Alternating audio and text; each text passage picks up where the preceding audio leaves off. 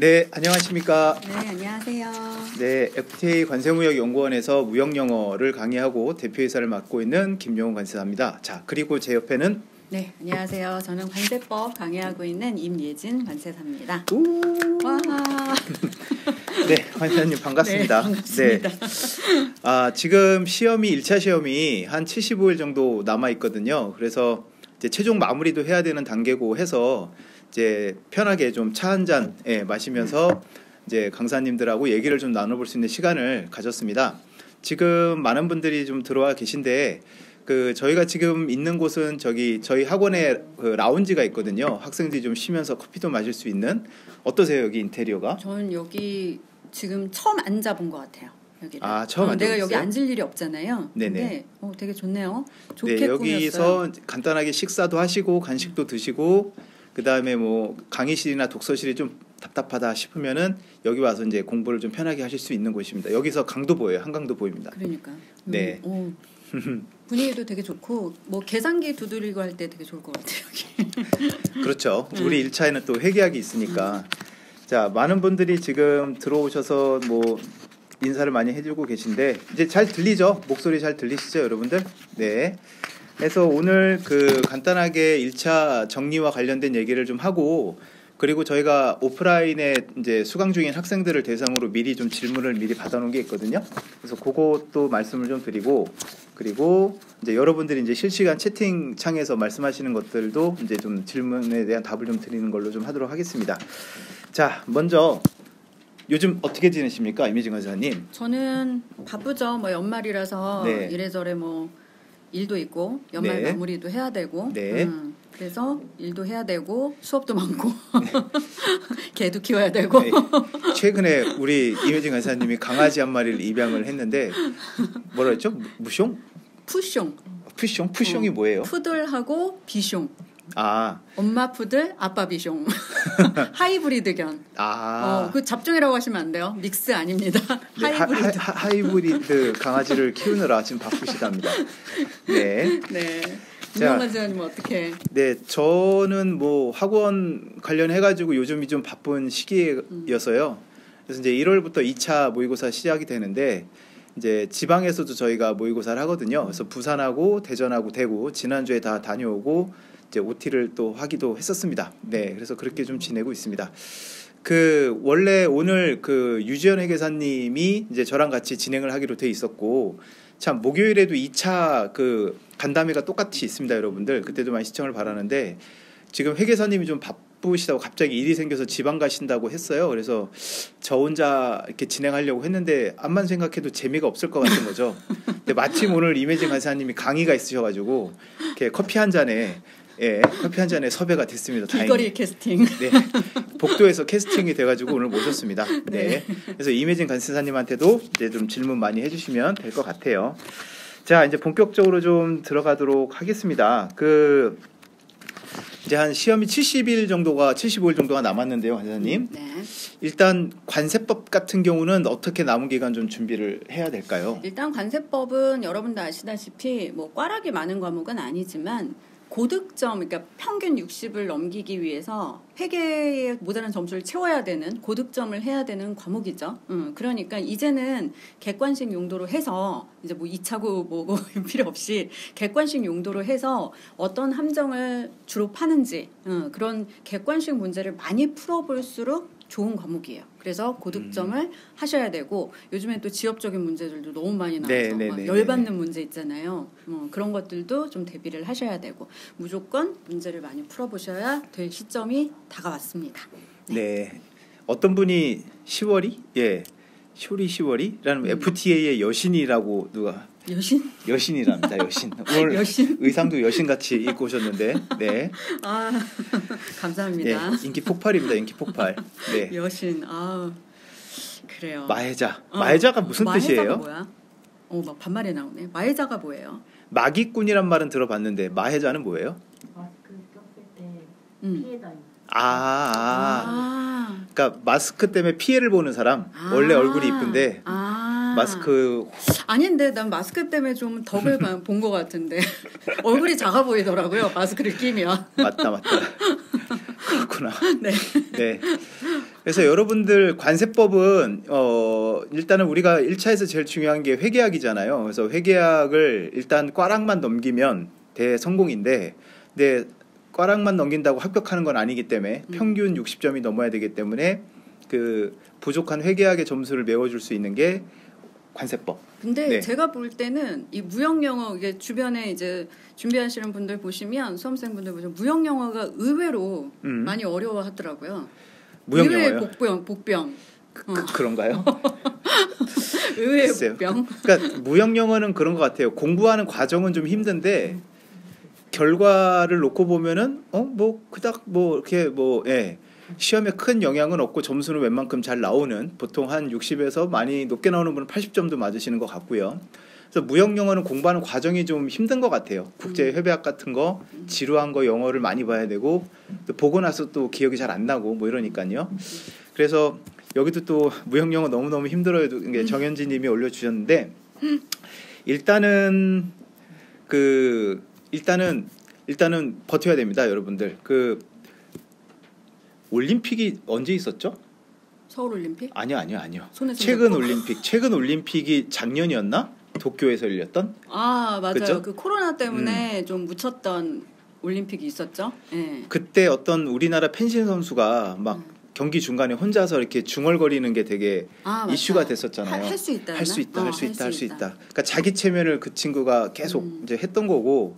그다음에 올해 월드컵 우리 또 축구 좋아하잖아요.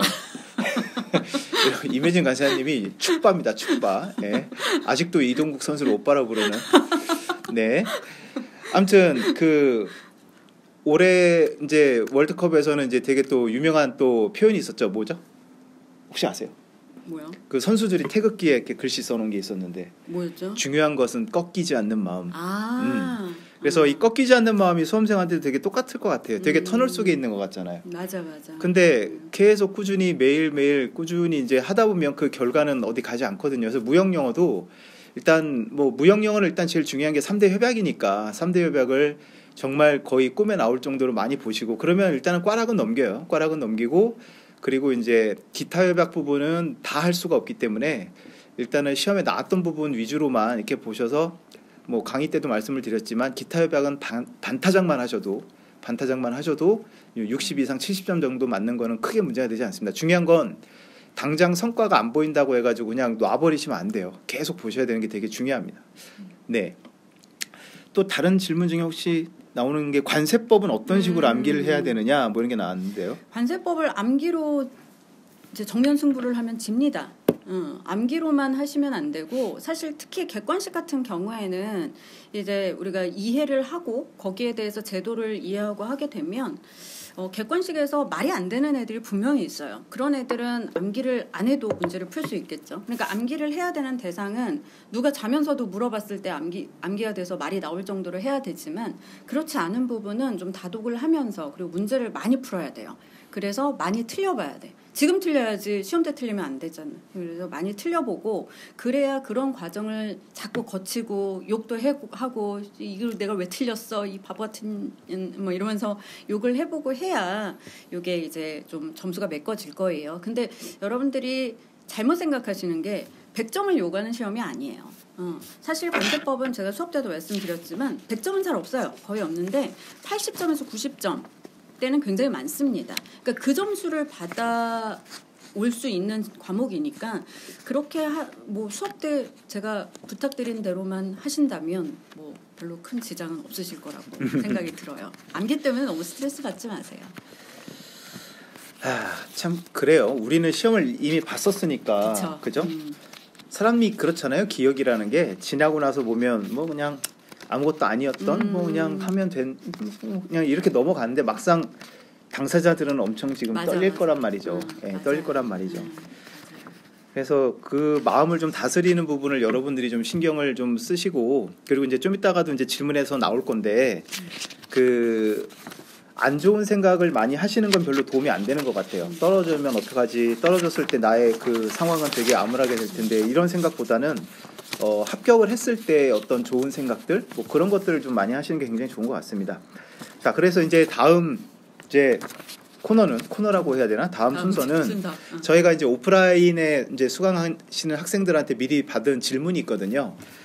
되게 뭐 일반적으로 많이 궁금해하시는 것도 있고 좀 특이한 질문도 있는데 일단 하나씩 좀 보죠. 네. 먼저 이매진 선생님 뽑아 보시죠. 질문 어떤 게 있을까요? 일단 남은 기간 생동차 월별 공부법. 생동차. 생동차 월별 공부법이 뭐가 있을까요? 일단 제 생각에는 지금 동차 준비하시는 분들은 1, 2월 달에는 1차 위주로 가셔야 될 거로 생각이 들어요.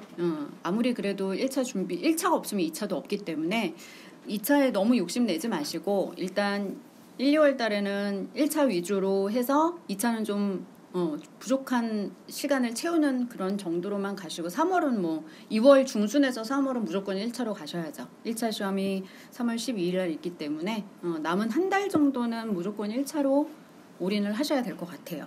네. 지금 직원이 이제 이걸 갖고 왔는데 이게 여러분들 뭐냐면 그 오프라인 수강생들이 여기다 질문을 적어주신 거예요. 귀여워. 네. 귀여워. 귀엽게 뭐 있네요. 네. 이런 것도 있네요. 교수님들 몇 년 차에 외제차를 뽑으셨나요? 이런 질문도 있어요. 여러분들 외제차 뽑고 싶죠? 싶으실 거예요. 언제 뽑으셨어요? 외제차요? 네. 저는 학원 개원하면서 대표이사 되면서 법인차?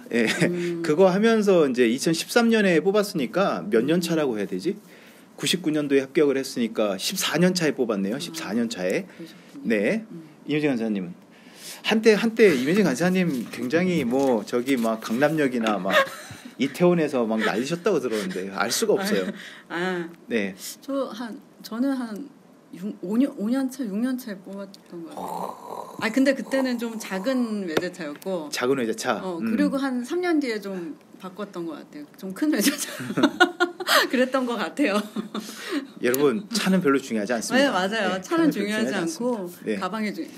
가방이 중요해요? 백. 농담이고요.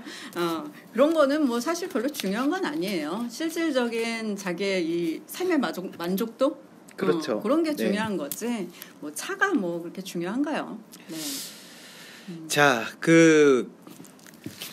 생동차 월별 공부법은 이제 이매진 간사님 설명을 해주셨고 그때 뭐 1, 2월 2차 모의고사도 같이 이것도 연결되는 질문인데 이제 1, 2월에 2차 모의고사를 어떻게 보는 게 맞을까요? 이렇게 또 말씀을 해주셨습니다. 근데 제가 생각할 때는 생동차인데 가장 최악의 시나리오는 1차에서 떨어지는 거잖아요. 그죠? 그러니까 일단은 무조건 1차는 합격을 해야 되거든요. 그래서 본인이 1차가 조금 불안하다. 특히 회계학 같은 경우가 좀 확신이 안 선다 하시는 분들은 그래도 2차에 너무 많은 이제 시간을 쓰시는 건 좀 위험하다라는 걸 좀 말씀을 드리고 일단 1차는 합격을 해야 되니까요. 그렇죠. 그걸 좀 잊지 않았으면 좋겠습니다. 네. 자, 그다음에 다음 질문이 관세사님의 수험 기간이 얼마나 되셨는지 궁금해요. 뭐 이런 것도 질문하셨네요. 수험 기간 얼마나 공부하셨어요? 제가 한 1년 7개월 정도. 1년 7개월? 그럼 딱 유예로 합격을. 유예로. 예. 관세사님은 어떻게? 너무 옛날 일이라. 그쵸. 나 때는 말이야. 벌써 25년 전의 얘기니까. 저는 15개월 걸린 것 같아요. 그러니까 1차 3개월하고 2차 1년 하고. 3개월 쌉 가는. 그때는 회계학이 없었어요. 회계학이 없어가지고 1차가 이제 행정법이 있었거든요. 그게 더 어렵지 않았어요? 그쵸. 뭐 회계학을 해보지 않아서 비교하기는 쉽진 않지만 그래도 법 공부를 안 했던 사람이 그 행정법을 하려고 하니까 진짜 외계어처럼 보이더라고요, 다들. 그래서 아무튼 그래도 어떻게 3개월 만에 유행으로 좀 붙긴 했습니다. 예. 그리고 옛날에는 뭐 시험 응시 인원 자체가 지금처럼 많지가 않았기 때문에 지금처럼 경쟁률이 높진 않았었거든요. 예. 그래서 좀 쉽게 붙을 수 있지 않았을까? 요즘엔 너무 힘드실 것 같아요. 요즘에는 수험 기간이 좀 예전에 비해서는 늘어난 건 사실인 것 같아요. 그렇죠.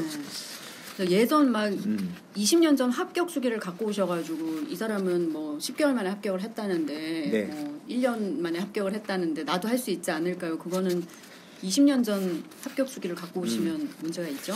근데 여러분들 그건 있어요. 3개월 만에 붙었다는 분들도 요즘 가끔 있긴 한데 이제 그분들의 이면을 좀 봐야 될 필요가 있어요. 예를 들어 뭐 회계사 공부나 세가사 공부 좀 하셨던 분들이다. 그런 분들은 사실 회계학의 부담이 확 줄어버리잖아요.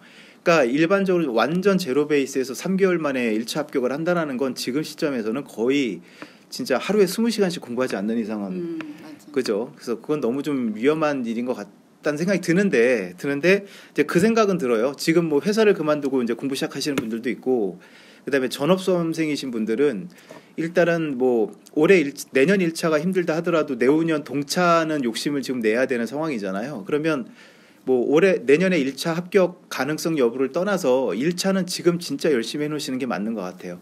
그래야 내년에 요맘때 이제 동차 준비할 때 한결 수월해지겠죠. 네, 그렇습니다. 요즘 지금 이제 시험이 다가오니까 네네. 시험 날에 대한 질문이 좀 많이 있어요. 아, 시험 날 어떻게 당일날. 당일날. 이것도 역시 옛날 일이라 잘 모르겠는데 기억은 안 나는데 일단 1차 때는 그렇게 떨리진 않았던 것 같긴 합니다. 1차 때는 크게 떨리진 않았어요. 왜냐하면 3개월 공부하고 제가 간 거라고 말씀을 드렸잖아요. 그래서 그냥 떨어지면 떨어진 거고 합격이면 합격하는 거고 에라 모르겠다 뭐 이런 그냥 심정으로 갔던 것 같아요. 공부를 더 길게 했다면 아마 잘 보고 싶은 욕심에 이게 좀 떨렸을 수 있을 것 같은데 저는 에라 모르겠다 그냥 이러고 갔거든요.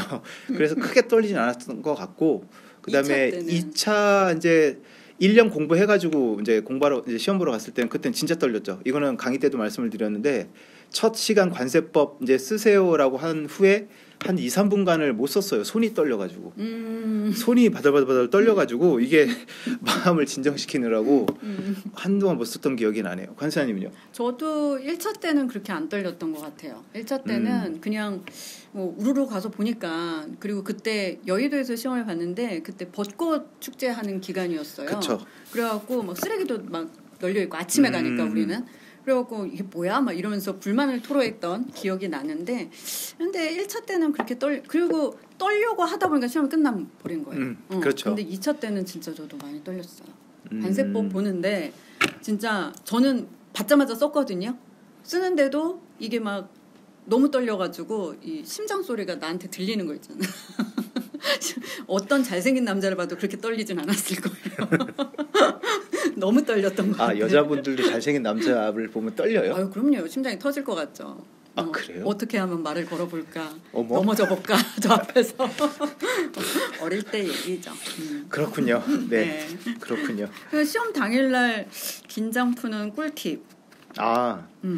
글쎄 뭘 한다고 풀릴까 긴장이? 근데 요즘에는 그런 것도 있더라고요. 뭐 이렇게 긴장을 풀어주는 그런 용액, 약, 우황천시범 같은 거, 뭐 그런 비슷한 종류의 약들이 많이 나오더라고요. 근데 그걸 갑자기 시험 날 먹는 건 좀 위험한 것 같아요. 그거 좀 과다 복용하게 되면 그냥 온몸이 흐물흐물해진다 그러던데. 모의고사 같은 거 볼 때 먹는 연습을 해야 돼요. 그런가요? 네.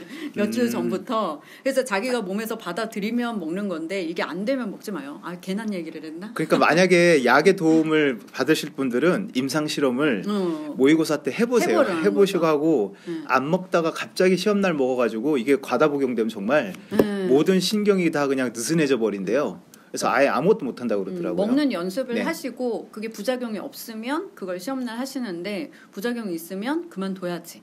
그렇죠? 그렇죠. 네. 저 같은 경우는 그거를 좀 추천을 드려요. 좀 시험장에 일찍 가서 앉아 계시라는 걸 좀 추천을 드려요. 왜냐하면 그 되게 낯선 장소에 낯선 사람들하고 같이 이제 시험을 보는 거기 때문에 평소 내 실력을 다 발휘 못하는 경우도 많거든요. 굉장히 경직돼 있으면. 그래서 미리 가가지고 그 환경에 미리 좀 익숙해져 있는 할 수 있는 그런 시간을 좀 갖는 게 좀 도움이 될 것 같아요. 그래서 뭐 책상이 혹시 흔들거리는 거 삐그덕삐그덕거리지 않는지도 확인을 좀 하고. 되게 중요한 것 같아요. 특히 2차 같은 경우는 여러분 다 아시잖아요. 뭐 중고등학생들 좀 짓궂은 친구들 조각칼로 막 책상 이렇게 파기도 하고. 그래서 하다 보면 이게 책상이 고르지가 않아서 종이가 찢어질 때도 있거든요. 그래서 그런 거 확인 좀 해놓고 이제 그 감독관님한테 책상 바꿔달라고 요청도 할 수 있고. 그래서 미리 가 있는 게 좀 도움이 되는 것 같아요. 그런 거 하다 보면 자연스럽게 좀 하고. 저 같은 경우는 사람 구경하는 게 재밌더라고요. 시험장 가면 좀 특이한 분들 많아요. 특이한 분들 많아요. 계속 노래하시는 분도 있고 계속 왔다 갔다 하시는 분도 있고. 맞아요. 그런 거 보면서 좀 긴장이 좀 풀렸던 것 같습니다. 그래서 시험날 긴장 푸는 것도 좀 말씀을 좀 하셨고, 그다음에 관세사 합격한 후에 그 무역 전공이 아니어도 대학원 진학을 추천하시나요? 이렇게 되어 있는데 이 무역 전공이 아니어도라고 하는 말이 조금 해석을 어떻게 해야 되는 거지? 다른 전공의 대학원? 그걸 말씀하시는 건지 아니면 학부 때 무역 전공이 아니었어도 대학원을 가는 게 맞는 건지 무역 관련된 대학원을 가는 게 맞는 건지 네 어떻게 생각하세요?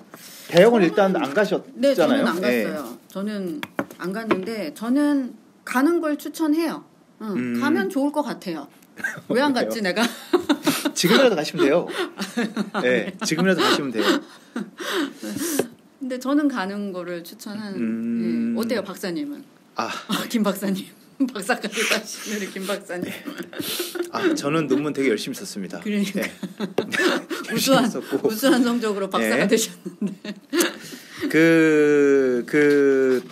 모르겠어요. 대학원은 저 같은 경우는 뭔가 목적이 좀 뚜렷하면 가는 게 좀 맞는 것 같은데 저는 대학원을 간 이유가 그 전공이 이제 무역학과가 아니다 보니까 관사 공부를 하면서 이제 무역 쪽 전공을 처음 접했거든요. 근데 합격은 하긴 했는데 왠지 공부를 다 한 것 같지가 않은? 예, 그래서 그냥 가볍게 아무 생각 없이 그냥 석사를 가자. 왜냐하면 내가 하는 공부에 좀 마무리를 좀 하고 싶다는 생각으로 이제 석사를 그래서 갔는데 이제 막상 들어가 보니까 이게 박사까지 해야 되는 상황이 됐어요. 저는 전에 이제 이 학원 대표를 하기 전에 있던 직장이 연구실에 있었거든요. 맞아. 예, 연구실에 있어서 이제 관세청과 여러 가지 일을 하다 보니까 박사가 아니면 좀 이게 안 되겠더라고요. 그래서 이제 좀 박사를 하게 된 거고, 그래서 전공 여부에 관계없이 그 대학원 석사 정도는 한 번 정도 가는 것도 괜찮을 것 같아요. 그러면 약간 좀 우리가 평소 알지 못했던 학계 쪽에 있는 그런 부분도 많이 좀 알게 되거든요. 그리고 공부할 때 배웠던 것들을 조금 리마인드하고 더 깊게 할 수 있는 것도 기회가 있기 때문에 대학원은 뭐 여유가 되시면 네, 가시는 거 추천을 꼭 드립니다. 네, 한번 가보시면 좋을 것 같아요. 네. 자, 그 다음 질문은 공부하다가 아까 잠깐 이런 얘기 나왔었는데 내가 잘하고 있는 건가? 그죠? 하루하루 해도 공부는 하고 있는데 뭔가 진척이 안 되고 나아지는 것 같지가 않은 그런 것 때문에 되게 힘들죠. 이건 저도 마찬가지였어요. 어떻게 생각하십니까? 이게 되게 힘들어요. 왜냐하면 뭔가 우리가 뭔가를 하면 결과가 보이고 뭐 하면 결과가 보이고 하면 이게 성취감도 있고 한데 공부라는 게 시험날 결과가 보이는 거기 때문에 결과가 안 보여. 그냥 안개 속에서 나는 공부만 하고 있는 거예요. 그래서 여기에서 이제 멘탈 관리를 해야 된다라고 저는 생각이 들어요. 그래서 그냥 아까 말했듯이 할 수 있다라는 그 단어가 되게 중요한 것 같은데 모든 동기부여든 뭐 무슨 속담도 좋고 뭐 가정에 있는 뭐 그런 훈화 말씀 뭐 이런 것도 좋고 뭐든 간에 자기의 멘탈 관리를 할 수 있는 단어를 만들어 놓고 뭐든 괜찮다고 제가 말씀을 드려요. 뭐 동기부여가 제일 중요하겠죠. 내가 왜 관세사가 되고 싶은지. 뭐 아무리 현실적인 것도 너무 좋습니다. 난 돈 많이 벌고 싶다. 뭐 이런 것도 괜찮고 나는 뭐 관세가 돼서 대접받고 싶다. 이런 것도 괜찮고 근데 절실한 동기부여는 필요한 것 같아요. 그래서 그런 거 하시면서 그냥 하루하루 버텨 나가셔야 돼. 여기서 뭐 결과를 보려고 하면 지금은 결과 보이지 않잖아요. 그러니까 잘하고 있는 건가라는 생각이 들 때 그런 생각을 하지 마. 하지 말고 내가 떨어지면 여기서 아무것도 아닌 거예요. 시험이라는 게 합격 아니면 불합격이기 때문에 떨어지면 아무것도 아닌 거예요. 그래서 떨어졌을 때 모습을 생각해봐요. 그럼 이 생각이 안 들 것 같아, 나는요. 그래서 잘하고 있는 건가? 이런 생각 하지 마시고 그냥 어제처럼 꾸준히 하시는 게 진짜 꼰대 같은 발언인데 그게 제일 중요한 것 같아요. 그렇죠. 우리도 나이를 먹었죠. 우울하다 갑자기. 꼰대가 돼버려가지고. 그러니까 임예진 관세사 처음 본 게 제가 언제였더라? 언제쯤이었죠? 되게 오래됐죠. 그렇죠. 거의. 네. 근데 임예진 관세사는 그때나 지금이나 별 차이가 없어요. 그때 이렇게 엉망이었어요? 아니요. 여전히 한 미모 하시고. 아니구나. 근데 처음에 딱 보고 인사를 안 하더라고요, 선배한테. 그래가지고 뭐지? 근데 내가 그때 말씀드렸잖아요. 좀 무서웠어요. 그때 대표님 처음 딱 만났는데 너무 무서운 거야. 너무 선배고 그래서 그런지 너무 무서워가지고 타이밍을 놓쳤어. 그래서 그날 이불킥 했잖아요. 내가 그랬어요? 왜 그랬을까 하면서. 아무튼 그랬었던 기억이 납니다. 네. 어떻게 얘기를 해야 될까? 이게 저 같은 경우는 이제 그런 생각을 했던 것 같아요. 이게 살다 보니까 이게 내가 걱정하고 고민한다고 해결할 수 있는 일이 있고 또 그렇지 않은 일들도 있는데 사실 대부분은 다 걱정한다고 이렇게 해결할 수 있는 부분이 아닌 게 많았더라고요 보니까. 예를 들어 시험에 합격하고 또는 불합격하고 하는 게 내가 해결할 수 있는 부분이 아니잖아요. 그거는 내가 판단하는 게 아니고 내가 결정을 내리는 사안도 아니잖아요. 근데 그거를 걱정한다고 해서 합격이 되나요? 그러니까 이 걱정을 하는 것 자체가 저는 솔직히 마음에 안 들거든요. 이게 그렇죠. 여유가 있는 거야 지금. 아니면 처음부터 관세사에 그렇게 생각이 없었거나 이런 그렇게 볼 수도 걱정을 할 있겠죠. 여유가 솔직히 그냥 좀 팩트 발언을 드리면 이런 걱정을 할 여유가 지금 특히 지금은 없어요. 내가 이 걱정을 뭐 7월에 한다 이러면 이해가 가는데 지금 12월 말이고 시험이 얼마 남지 않은 시점에서 이 걱정을 한다는 건 아직도 여유가 있는 거예요. 정신을 못 차린 거라고 생각이 듭니다. 미안해요. 지금 혼내시는 겁니까? 사과는 했죠. 사과는 했다. 사과는 잘하잖아요. 저 같은 경우는 하루하루 계획을 조금 빡세게 잡았던 것 같아요. 네, 빡세게 잡고, 그러니까 저는 눈 뜨면 그날 해야 될 공부 이제 계획, 공부량 그거를 하루하루 완수하는 것만 신경을 썼어요. 그러니까 딴 생각할 겨를이 없더라고요. 그리고 저는 이제 약속한 게 뭐냐면 그날 할 거를 다 끝내지 않으면 잠도 없다. 네, 늦게 잔다. 그렇게 해가지고 빨리빨리 끝내야 이제 그날 나의 취침 시간을 확보를 할 수가 있으니까. 그래서 그렇게 되게 하루하루 바쁘게 살았던 것 같아요.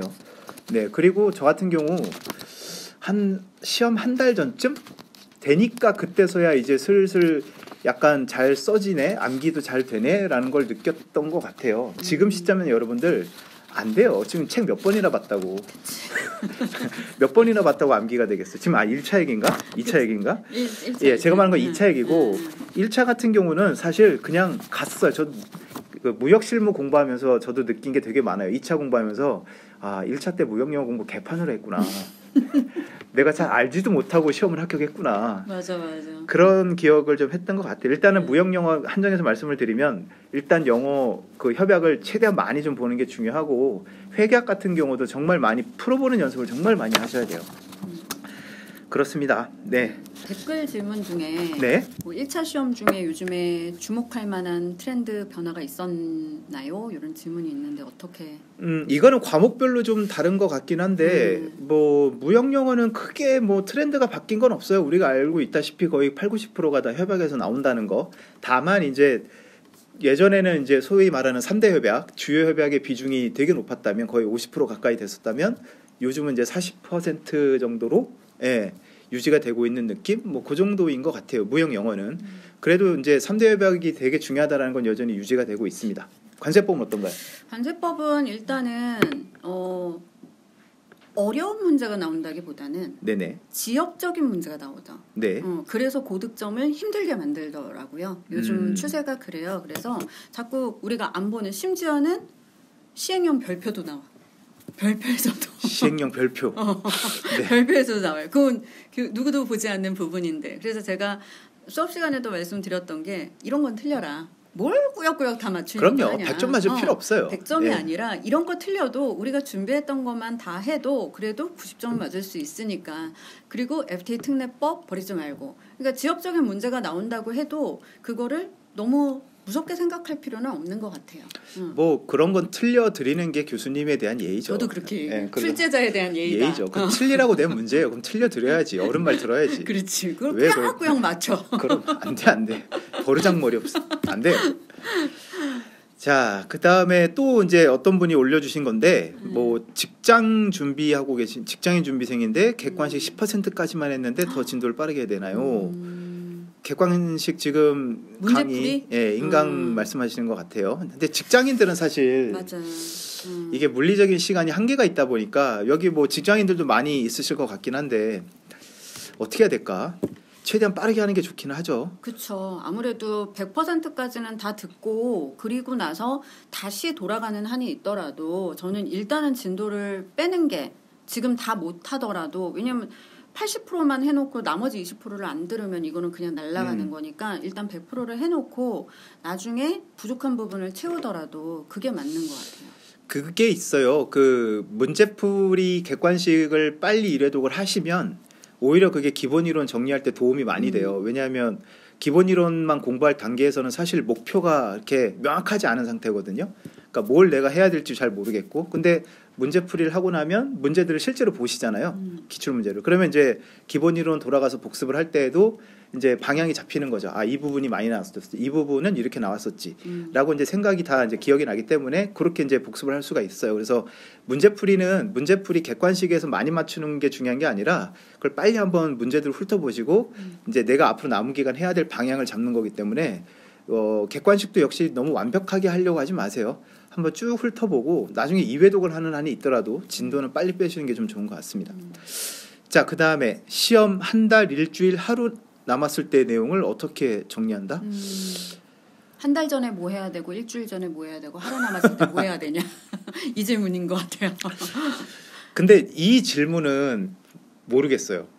저도 이제 고시 공부가 관세 공부할 때 처음이었으니까 어떤 느낌이었냐면 그냥 만약에 내일이 시험이라면 그냥 오늘까지 하던 공부 해가지고 그냥 그쵸. 시험장 가는 느낌?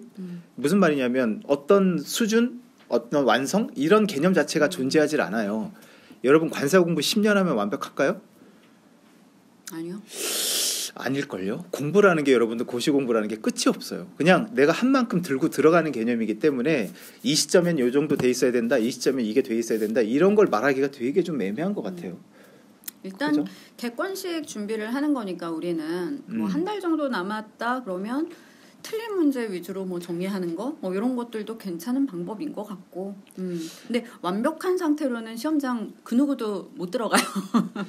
그러니까 그런 식으로 접근하시면은 이건 좀 네, 많이 그렇죠. 힘들 것 같아요. 정신적으로. 그렇죠. 일단은 뭐 시험 한 달 전까지는 뭐 내가 해야 될 것들 쭉 해놓으시고 만약 한 달 정도 남았다면 그때부터는 이제 새로운 거를 할 수 있는 시기는 끝났기 때문에 내가 지금까지 해놓은 거 중에 놓치지 않아야 되는 부분들 오히려 점점점 범위를 좁혀가는 게 되게 중요한 것 같아요. 맞아요. 이것저것 더 범위를 넓히다 보면은 점수가 오히려 안 나오고 내가 지켜야 될 점수도 잃게 되는 경우가 많기 때문에 시험이 다가오면 다가올수록 내가 봐야 되는 범위는 점점 좁혀 나간다. 그렇게 생각을 하시는 게 일단 맞는 것 같습니다. 관세법은 어떻게 아까 얘기했던 거 아닌가요, 이거? 네네네. 그죠? 네. 암기는 사실 수단과 방법을 가릴 수 없는 거기 때문에 사실 뭐 암기 같은 경우에는 다들 개인차가 있는 거고 거기에 대해서 뭐 고민을 한다고 방법이 있겠습니까? 암기가 많이 보면 암기가 되는 거고 많이 공부하면 암기가 되는 거고 조금 뭐 한두 번 봐서 암기가 된다는 건 그건 뭐 본인이 천재라는 거고 그러니까 이건 솔직하게 말씀드리면 많이 공부하면 많이 암기가 되는 거고 공부 많이 안 하면 암기 안 되는 거죠. 그렇군요. 네. 많이 보랍니다. 네. 네, 책을 많이 보랍니다, 여러분. 예. 자, 그 다음에 대학교를 휴학 중에 공부해서 합격하는 게 좋을까요? 졸업까지 하고 공부 시작하는 게 더 좋을까요? 사실 이건 정답이 없죠? 있는 문제는 아닌 것 같은데 개인 그냥 취향 문제 같아요. 네. 그냥 다 거추장스러운 거 다 훌훌 털어버리고 나는 공부에 집중하고 싶다. 그러면 빨리 졸업하고 하시는 게 맞고. 근데 이제 그래도 혹시 모르니까 관세사가 안 될 수도 있으니까 이렇게 걸쳐놓고. 네, 한 달에 걸쳐놓고 안 되더라도 이제 약간 취업 준비를 해야 되니까 학생 신분이면 좀 유리한 게 있을 테니까 뭐 그게 좀 낫다 싶은 분들은 그렇게 하면 되실 것 같고 그래서 이거는요 정답이 있는 건 아니니까 본인 취향대로 성에 맞게끔 하시면 될 것 같습니다. 그 다음에 다음 질문 한번 읽어주시죠. 1차 모의고사 몇 번 정도 풀고 가는 게 합격이 안정적일까요? 최소한 몇 번 봐야 될까요? 1차 모의고사? 글쎄요. 최소한 한 3-4번은 봐야 되지 않을까요? 3번에서 4번 정도? 그건 최소한이죠. 네. 최소한 3-4번은 봐야 될 것 같아요. 일단은 모르겠어요. 저 같은 경우는 연습을 해볼 수 있는 시간이라고 생각을 하거든요. 이게 한 시간에 한 과목씩 보는 게 아니고 2과목씩 보잖아요. 그쵸. 그러면 아무래도 1교시에서는 무역영어 시간을 좀 최대한 좀 여유 있게 확보하는 게 중요하고 이제 2교시에서는 아무래도 회계학. 그렇죠. 네, 그래서 이제 관세법하고 내세법을 어떤 시간, 어떤 시점, 어떤 리듬으로 이걸 풀어 나가야 이제 나머지 과목에 시간 확보가 되는지는 되게 중요하거든요. 그럼 그런 걸 연습을 좀 해볼 수 있는 거기 때문에 그래서 3-4번은 해봐야 되지 않을까? 네. 보통 어떻게 말씀하세요? 많이 볼 수 있는 대로, 그죠? 그러니까 뭐 전국 모의고사도 그렇고 모의고사 중 문제풀이도 그렇고 최대한 동형 모의고사는 많이 접근해 보는 게 좋은 게 일단 그게 전범이고 전범위를 우리가 문제풀이에서는 하지 않으니까 전범위가 나왔을 때 어떻게 대처를 해야 되냐. 그리고 특히 또 1교시나 2교시 같은 경우에는 똑같이 시간 배분을 하는 게 아니라 무형영어에 시간을 줘야 되잖아. 관세법이. 똑같이 40분 하면 또 OMR 체크할 시간이 없네. 그렇죠. 그러니까 이런 것들 다 작전을 짜야 되기 때문에 제가 또 그런 얘기도 해요. 무형영어가 힘들어. 근데 좀 천천히 영어를 읽으면 그리고 정신이 드는데 막 급하게 풀면 무형영어가 안 풀려. 그러면 관세법에서 시간을 줄여야 된다고 생각을 해요. 그런 거 연습할 수 있는 게 이제 모의고사죠. 그러니까 많이 그런 게 안 되시는 분은 계속 모의고사를 보시는 게 많이 하시는 게 저는 좋다고 생각이 들어요. 그렇죠. 네. 그러니까 연습을 많이 해보는 게 중요하기 때문에 모의고사는 여러분들 뭐 점수를 어서 누가 공개하는 게 아니잖아요. 나만 알고 있는 거잖아요. 그래서 모의고사를 되게 두려워하는 분들이 많더라고요. 점수 공개 안 해요. 그러니까 나만 아는 거니까. 그 간직하고 있더라고요. 네. 우편으로 이렇게. 그리고 심지어 상담을 하러 왔는데도 아니 그래서 모의고사가 걱정돼 모의고사를 봤는데 점수가 좀 안 좋아가지고 상담을 좀 하고 싶다 왔는데 그럼 몇 점 맞았어요? 물어볼 거 아니에요. 얘기를 안 해줘요. 비밀이야. 상담을 해. 비밀 유지. 그러니까 그래서 그 부분은 여러분들 나만 알고 있는 거니까 일단은 너무 두려워하지 마시고 빨리 이제 좀 있으면 이제 전국 모의고사 1회차 시작이 되잖아요. 빨리 한번 보시고 그렇게 해서 내가 느껴봐야 돼요. 이게 80분이라는 시간이 이렇게 짧구나. 그리고 내가 이걸 어떤 템포로 풀어가야 이게 되겠구나라는 걸 느껴봐야 그 다음에 지금 정신이 번쩍 날 거예요. 그렇죠. 예, 이렇게 하면 안 되겠구나. 분명히 다 못 풀어요. 시간 모자라고. 예, 그래서 그렇게 좀 하셨으면 좋겠습니다. 자, 네. 그 다음에 이제 또 질문인데 뭘까요? 내일 1차 모의고사인데 최소 7월 달부터 시작했다 하면 어느 정도 나오는 게 잘한 건가요? 이런 질문은 참 애매하다. 높으면 높을수록 좋은 건데 제가 볼 때 모의고사가 실제 시험보다는 조금 어렵거든요. 네. 조금. 예, 너무 쉽게 나오면 방심할까봐 일부러 좀 어렵게 나오긴 하는데 어느 정도 괜찮을 것 같으세요? 제가 생각하기에는 지금 첫 모의고사라서 네. 특히 회계에서 많은 점수를 못 받을 것 같아요. 그렇죠. 이제 막 문제풀이 이제 막 정리된 상태에서 그리고 뭐 관세법 같은 경우에도 FTA 특례법 안 하신 분들 다 날릴 거고 분명히 그래서 많은 점수는 못 받을 것 같아요. 근데 자기가 목표한 거에 이제 뭐 시간 배분이라든가 목표한 점수의 한 70-80% 정도 한다면 만족일 것 같아요. 처음 보는 모의고사니까. 그러니까 이게 모의고사구나, 이게 진짜 시험이구나라는 거를 이제 느끼고 시간 배분이나 이런 것들도 되게 중요하구나라는 거를 좀 이렇게 직접적으로 체험할 수 있는 그런 기회. 그렇게 생각하시면 될 것 같아요. 너무 많은 기대는 하지 마시고 또 울지 마시고. 회계학 같은 경우 문제도 못 보고 그냥 시간에 맞아. 쫓겨서 OMR 카드 한 문제로 한 20문제 밀어보면 이제 자괴감이 드실 거예요. 그래서 울더라고요. 진짜 해야 되겠구나 생각이 좀 들더라고요. 울지 마요. 자꾸 예. 왜 나 보고 울어. 진짜 내가 때린 것도 학원에 아닌데. 오프라인 있다 보면은 뭔가 서럽나 봐. 시험 망치면. 자꾸 그래서 울어. 강사님들께 딱 이게 보면 좀 우는 친구들 좀 있더라고요. 눈이 시뻘게 지면서 예. 뚝뚝 눈물이 떨어지면 내가 근데 울어봐야 혼나요. 내가 어떻게 해줄 수가 없어요. 그렇고 샤인님이 질문하신 것 중에 하나가 학원에서 진행되는 모의고사식 문제풀이 전국 모의고사의 기출문제도 반영되나요? 그대로? 학원 커리큘럼을 따라가다 보니 기출문풀이에 소홀해지게 돼서 여쭤봅니다. 라고 되어 있습니다. 어떻게 생각하십니까? 기출 경향을 반영하긴 하는데 기출 문제를 똑같이 그대로 내진 내지는 않죠. 않아요. 네, 그렇죠. 왜냐하면 그거 기출 문제는 우리가 문제풀이 때 다 했기 때문에 문제집에서 다 했기 때문에 그걸 똑같이 내면 문제가 있죠. 의미가 없죠. 네, 의미가 모의고사 없죠. 의미가 없죠. 네. 네. 여러분들 관사 시험은 문제은행식에서 나오는 게 아니기 때문에 이게 똑같은 문제가 나오진 않아요. 그래서 기출 문제를 예를 들어 무형영 검정 시험이다. 그럼 이런 건 몇 년치 기출 문제만 쫙 풀어봐도 이렇게 비슷한 문제들 많이 나오고 하는데 관세상 그렇진 않거든요. 그래서 기출 문제 같은 경우는 이제 출제 경향이라든가 어떤 흐름, 그다음에 문제의 어떤 포인트 이런 거를 좀 파악하는 부분이고, 물론 같은 부분에선 중복해서 나올 수는 있겠지만 이제 패턴은 좀 바꿔서 나오긴 합니다. 그래서 일단 제가 부탁을 드리는 건 모의고사보다는 객관식 문제풀이 과정을 먼저 들으시는 걸 추천을 드려요. 그게 훨씬 더 도움이 많이 되실 거예요. 네. 그다음에 또 질문 올라온 게 관세직 공무원이랑 관세사랑 같이 준비하는 경우 보셨어요? 보긴 봤는데요. 예. 결과가 그렇게 좋진 않아요. 전 못 봤어요. 예. 공무원 시험도 할 거 많지 않나? 그러니까 저는 솔직히 예. 말씀드려서 왜 그렇게 하는지 이해는 안 됩니다. 둘 다 붙기 힘든 시험인데 그거를 이렇게 걸쳐놓고 뭐 하나 되라 이거 그럴 만한 시험이 아니에요, 둘 다. 네.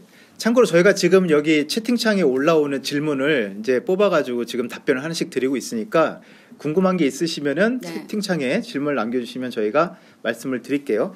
아 근데 30분 있다 가셔야 네. 되지 않나요? 지금 몇 시예요?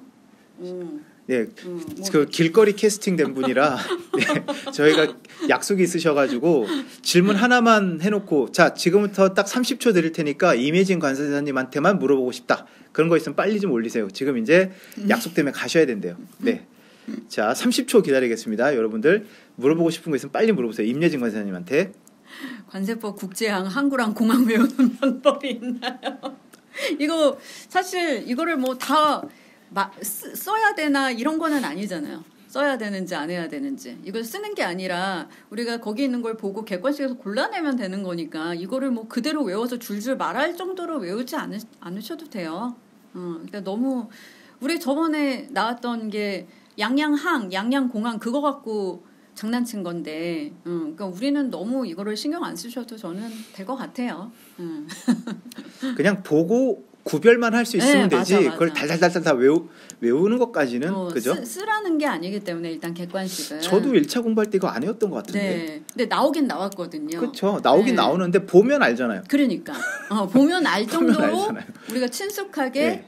스킵만 하지 말라는 거죠. 그렇죠. 자 마지막 한 질문만 더 해보시죠. 요건가요? 네, 저거 같은데. 저거. 있군요. 기출 문제풀이 과정 다 듣는 게 좋을까요? 이해 안 가는 파트만 듣는 것도 괜찮나요? 기출 문제풀이. 문제풀이. 이게 문제풀이 객관식 과정 말씀하시는 것 같아요. 어떻게 생각하세요? 이거는 본인이 판단하셔야죠. 이해 안 가는 파트만 듣는 거 그러면 이해 가는 파트가 안 가게 될 것 같은데 느낌에. 그러니까 본인이 자신이 있으면 제가 문제를 혼자 풀었을 때 잘 풀린다. 그러면은 굳이 안 들어도 되겠지만 매번 틀린다. 그러면 당연히 듣는 게 좋겠죠. 제 생각엔 그래요. 요거까지 말씀해 주고 가세요. 네. 관세사라는 직업의 만족도. 제 주변을 말씀을 드리면 제 주변에 있는 관세사들은 대부분 만족하던데. 물론 관세사들도 능력치라는 게 다 다르잖아요. 그렇죠. 그래서 나중에 가면 연봉도 뭐 천차만별이고 그래서 만족하지 않는 친구들도 있지만 저는 일 못하는 친구들하고는 별로 안 놀거든요. 재미없어. 일 못하는 사람들하고 놀면. 그러니까 이 부분은 수험생이 와가지고 뭐 다음에 카페라든가 이런 데 보면은 관세사 뭐 별로다 하지 마라 뭐 이런 좀 안 좋은 글들이 많이 올라온다는 거예요. 누가 그런 글을 올려요? 그러면? 모르죠. 익명 게시판이니까 뭐 수험생인지 수험생이었던 사람인지 뭐 알 수는 없는데 그래서 이거 사실이냐고 물어보는 경우가 많거든요. 어떻게 생각하세요? 그 부분은? 관세사들 중에도 분명히 그러니까 뭐라 그래야 돼? 좀 이렇게 말하면 좀 그런데 실패한 관세사들이 있죠. 모든 전문 자격사들이 그렇잖아요. 다 잘하는 건 아니니까. 그러니까 그런 사람들이 좀 까는 것 같은데 그냥 얘기할게요. 그냥 까는 것 같은데. 제가 볼 때는 관세사가 아닌 것 같아요. 그래요. 그럴 수도 있어요. 솔직히 관세사들이 거기 와서 수험생 카페에 와갖고 글을 그렇죠. 남긴다? 바쁜데 저희도 지금 이거 하고 있잖아요. 지금 저녁 먹어야 될 시간인데 그죠? 바쁜데 바빠요 관세사들. 관심이 없어. 그리고 관세사들 내 주변에도 뭐 이번에 합격생들 나왔는 대로 이번에 또 나왔어요 뭐 이러는데 관심이 없어. 자기들은 붙었기 때문에 수험생한테는 별로 관심들이 없어요. 맞아요. 그래서 나는 그런 거는 좀 별로 고민 안 하셔도 될 것 같아요. 네네네. 자, 그래서 임혜진 간사님은 여기서 이제 좀 보내드려야겠습니다, 여러분들. 네. 오늘 너무 감사합니다. 아닙니다. 길거리 캐스팅했습니다. 길거리 캐스팅 처음 당해와서 너무 좋았습니다. 네. 다음에도 또 불러주십시오. 목요일 날 2차. 맞다. 목요일 날에 똑같은 시간인가요? 네. 5시 반? 2차도? 6시. 6시? 네. 예. 목요일 날 6시, 저녁 6시에는 2차 대비 이런 또 똑같은 시간이 있으니 간담회가 있으니까 많이 좀 와주시고요. 그럼 보내드리겠습니다, 임혜진 간사님. 감사합니다. 네. 꼭 합격하셨으면 좋겠습니다. 네. 수고하십시오. 네, 안녕히 가십시오. 네. 네, 이미지 간사님 가셨습니다. 네. 그래서 남은 한 10분 정도만 나머지 질문들 제가 간단하게 말씀을 드리고 이제 마무리하는 걸로 할게요. 근데 이런 시간을 좀 자주 갖는 게 여러분들한테는 어떻게 좀 좋으실까요? 어떨까요? 지난주에 이제 지방 모의고사 때문에 갔었는데 의외로 많이들 신기해하고 좋아해 주시더라고요. 맨날 모니터로만 보던 강사님을 보니까 너무 신기하고 좋다고. 그리고 뭐 이제 혼자 공부하다 보니까 뭐 아무리 가족이라 하더라도 뭐 관사 공부와 관련해 가지고 이렇게 뭐 얘기를 나눌 대화 상대가 없잖아요. 그래서 내려갔더니 뭐 이런저런 얘기도 하고 뭐 하면서 되게 좀 좋아해 하시더라고요. 그래서 이런 시간을 좀 자주 갖는 게 어떨까? 물론 강사님들은 바쁘시겠지만 어떻게 생각하시는지는 모르겠습니다. 자, 그래서 몇 개 좀 질문을 좀 뽑아보면 24년도 동차 준비하고 있는 직장인 수험생이신데 24년도 대비 강의가 열리기 전까지 20년도 대비책을 회계를 제외한 혼자 암기 중인데 오히려 독이 될지 궁금합니다. 20년도 대비책이면 벌써 꽤 오래되지 않았나요? 3년, 4년 된 책인데 무역영어는 뭐 상관없을 것 같긴 합니다. 네, 무역영어는 상관없을 것 같긴 한데 나머지는 좀 개정이 된 게 좀 있어서 일단은 암기보다는 좀 모르겠네요. 이거는. 그래서 2024년도 대비 강의는요. 2차의 경우는 이제 24년도 4월달부터 개강을 할 거고 그다음에 1차 같은 경우는 5월에 개강을 합니다. 그렇게 생각하시면 될 것 같습니다. 그다음에 뭐 이지님이 질문을 하신 건데 통관 이슈와 관련되는 관세법 개념이 그해 1, 2차 시험에 반영되는 경우가 많나요? 많진 않은데 간혹 있어요. 뭐 큰 이슈가 있다면 뭐 제가 기억나는 것 중에 하나가 몇 년 전에는 이제 보세 판매장 그 면허 때문에 그게 좀 이슈가 된 적이 있었거든요. 시내 면세점이나 뭐 등등 해가지고 그래서 그해 보세 판매장 문제가 나왔었던 것 같고 그다음에 요즘에 여러 가지 직구라든가 이런 게 또 이제 이슈가 많이 되고 하니까 그런 것도 또 나올 수 있을 것 같고 근데 그런 거는 이제 강사님들이 알아서 찾아주시잖아요. 말씀을 해주시니까 그 정도로만 하세요. 너무 이렇게 왜 지엽적이라고 해야 될까? 이런 거를 쫓아다니시면은 망합니다. 정말 망합니다. 그리고 그렇게 지엽적인 걸 나오면 다들 못 써요. 다들 못 쓰는 건 상관이 없고 나도 같이 못 쓰는 건 상관이 없는데 정말 기본적이고 중요하다고 생각되는 것들이 나왔는데 그거를 남들보다 내가 좀 못 썼다. 그럼 이건 좀 문제가 되는 거거든요. 그래서 시험이 다가오면 다가올수록 여러분들 지엽적인 거는 피하고 기본에 집중하시는 게 굉장히 중요합니다. 그 다음에 나영 채널, 선영 채널님, 이게 아이디인가? 네, 무역영어 빈칸 문제는 어떻게 정복해야 될까요? 유유 이렇게 돼 있네요. 네, 그 빈칸 문제 뭐 협약 문제인가요? 아닌가요? 네, 일단 협약 문제라고 말씀을 드리면 일단 방법이 없어요, 여러분들. 네, 많이 읽어야죠. 다독을 해야죠. 정말 제가 농담처럼 얘기했지만 이거 정말 진심이거든요. 무역영어 3대 협약은 10번, 최소 10번은 10회독은 하셔야 돼요.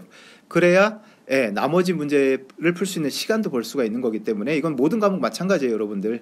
그래서 10회독 이상은 해야 뭔가 기억도 나고 문제가 풀리는데 겨우 2, 3회독하고 문제가 안 풀려요 이러면 사실 저는 이해가 안 돼요. 그런 분들은 공부를 안 했는데 당연히 안 풀리죠. 많이 봐야 됩니다, 여러분들.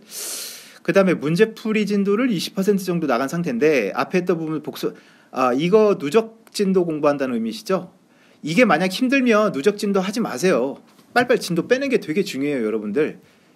그죠? 예, 그 되게 중요합니다. 그래서 누적 진도는, 그러니까 앞에 했던 걸 계속 연상을 하면서 공부를 하는 걸 말씀하시는데, 이게 공부량이 적은 시험은 이게 가능해요.